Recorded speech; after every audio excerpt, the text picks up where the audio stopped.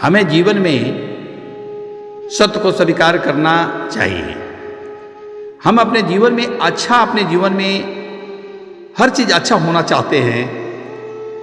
मेरे जीवन में हर चीज़ अच्छा हो, हमारे परिवार में खुशियाँ आए, हमारे बच्चे खुश रहें, हमारा परिवार सुखी रहे, किसी को कोई दुख ना हो, कोई कष्ट ना हो, कोई पीड़ा ना हो। इस बात को सभी समाज के लोग चाहते हैं। हम अपनी सनातन धर्म के हैं, इसलिए हम सनातन की अपनी बात करें तो मुझे एक बात बहुत खलती है। हम अपने घर के मांगलिक उत्सव विवाह में मांसाहार का प्रचलन बढ़ा दिए हैं। बिना मांसाहार का तो हमारे घर में कोई विवाह जो है सो होगा ही नहीं।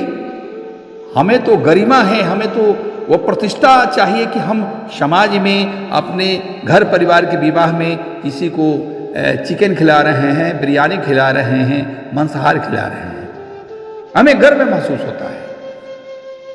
कितनी विडंबना है कि हम एक मंगल कार्य में, एक मंगल जीवन में कोई हमारे यहाँ आ रहा है या जा रहा है हमारे यहाँ से, और उसके खुशी के लिए हम ईश्वर से कामना करते हैं, पूजा पाठ करते हैं, ईश्वर से प्रार्थना करते हैं, आशीर्वाद देते हैं, और हम उसे जीव हिंसा करके करते हैं। कितना बड़ा दोष है। कम से कम अपने भारत में एक जगह मैं गया हूं जहां देखा हूं कि इसका प्रचलन नाम मात्र है। दक्षिण भारत में विवाह रस में जल्दी लोग मांसाहार का प्रयोग नहीं करते हैं, जन्म दिवस के उत्सव पर नहीं करते हैं।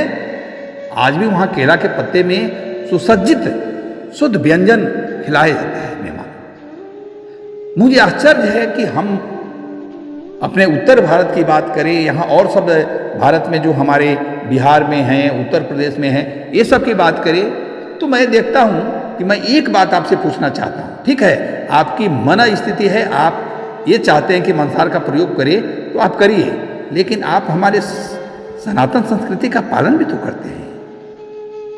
आप एक अच्छे ब्राह्मण को रख के रात्रि में क्या कराते हैं? विवाह कराते हैं। एक से एक दिव्य मंत्रों का प्रयोग उस विवाह रस में होता है, और उसका शुरुआत तो एक दिन पहले से हम करते हैं जब अपने यहाँ पूजा मटकोर रखते हैं। जरा आप सोचिए, जरा आप ये चिंतन कीजिए कि पूजा मटकोर किसका करते हैं? भगवान विष्णु का सत्यनारायण व्रत कथा को पूजा मटकोर कहा जाता है। अब बताइए कि पूजा मटकोर कब, जब हम भगवान विष्णु की पूजा कर लें और कल होके या परसों होके जो हमारे घर में विवाह होना है, उसमें कोई भी अगर सनातन का समझने वाला, अगर कोई भी हिंदू अपने आप को कहता है, भक्त कहता है, सनातनी कहता है, तो मांसाहार का प्रयोग करेगा क्या?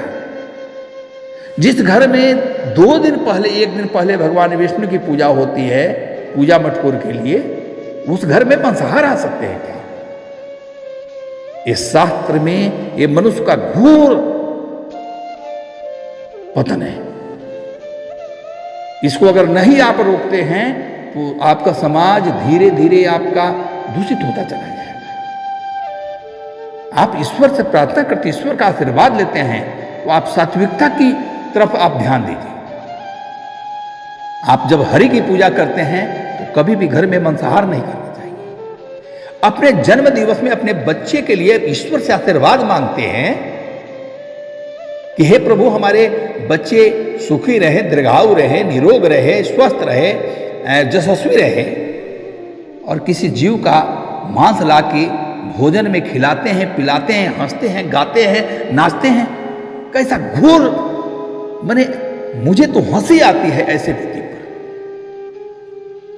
कैसे कैसे लोग हैं।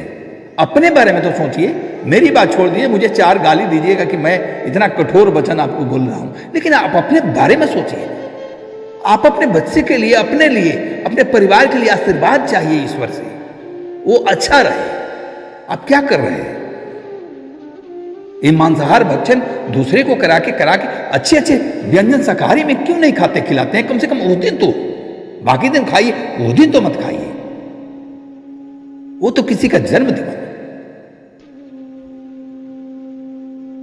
और किसी की विवाह हो रही है, उसमें तो मत कीजिए। मैं तो देखता हूं कि छठ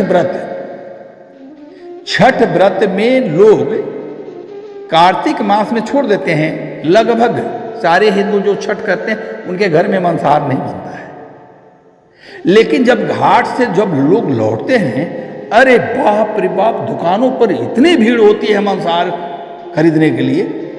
आपको समझ में आता है कितना बड़ा दोष है। आपने पूरे कार्तिक में उस चीज को रोका कि मां का व्रत करना है, छठी मैया का व्रत करना है, मुझे इससे दूर रहना है, तो क्या 5-10 दिन और दूर नहीं रह सकते थे?